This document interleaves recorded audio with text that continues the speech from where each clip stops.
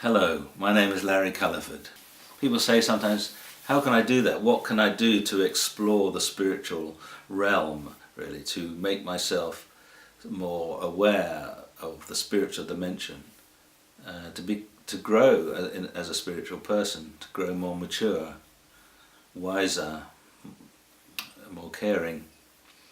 Well, there are very many ways.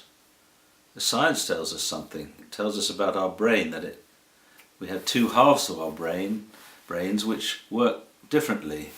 The left side is our more verbal and rational and mechanical side. Our right side is more creative, poetic and intuitive, actually more human. It's where we feel our emotions more, we're more connected to our emotions through our right side of our brain, and we're more connected actually to each other in that way and to the great whole. So one of the ideas behind most forms of what I could call spiritual practice involve helping better communication between the right and left sides of the brain, giving the right side a more equal say than it tends to have in our pressurized, results-orientated Western culture, consumerist, secular culture. And those practices, the best really, or at least the central one for me, is being able to become quiet, to quiet the mind.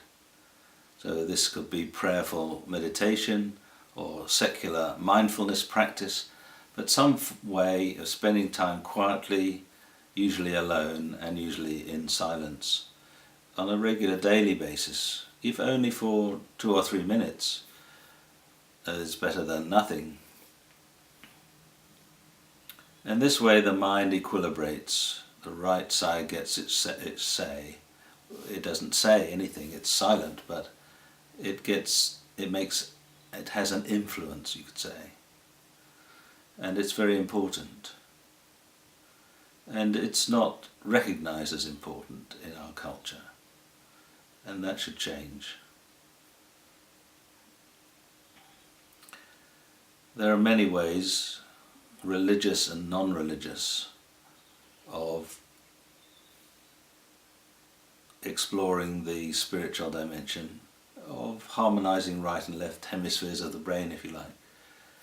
Prayer, meditation, worship, going on sacred pilgrimage, reading scripture, undertaking religious retreats. These are some of the religious, time-honoured religious practices. But there are also secular practices like reading literature, poetry, and other inspirational forms of writing. Any kind of rhythmical activity like perhaps knitting or jogging, this has a similar effect. Listening to other forms of music, not just sacred music, but other forms of music, chanting, dancing perhaps, particularly the kind of repetitive dancing that you see among the Sufis, the whirling dervishes so-called, or the qawwali music of the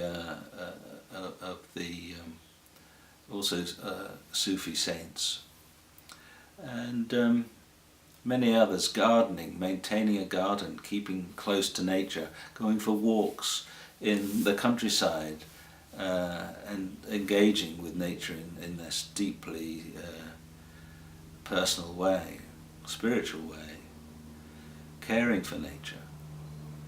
There are just so many ways.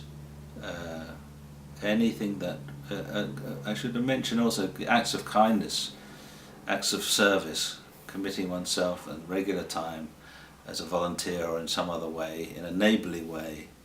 There are many ways in which one can foster one's own spiritual well-being, and these are just a few.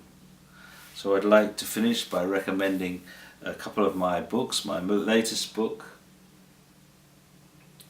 Seeking Wisdom, a Spiritual Manifesto, which says more about these matters I've been discussing, and a larger slightly more technical but very accessible earlier book, full of stories which tell you about how to understand and explore the spiritual dimension of life, of human life. So the psychology of spirituality, an introduction. Thank you very much.